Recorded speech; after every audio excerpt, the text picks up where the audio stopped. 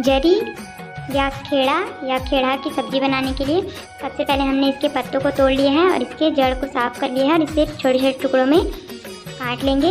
इसके जड़ में मिठास होती है, इसलिए इसे खाने में उपयोग किया जाता है। अब हम कढ़ाई में तेल ऐड करेंगे। उसमें करी पत्ता, लहसुन, जीरा, मेथी दाना, प्याज, हरी मिर्च और भीगे हुए चने ऐड किए हैं। उसके बाद हम इसमें 1 चम्मच बेसन ऐड करेंगे, उसे कुछ देर भूनेंगे। फिर टमाटर ऐड करेंगे और धनिया पत्ती ऐड करेंगे।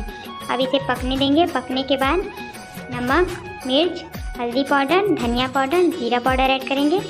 इसे और पकने देंगे। उसके बाद हम इसमें जरी या खेड़ा को ऐड करेंगे और इसे ढक कर 10 मिनट के लिए पकाएंगे।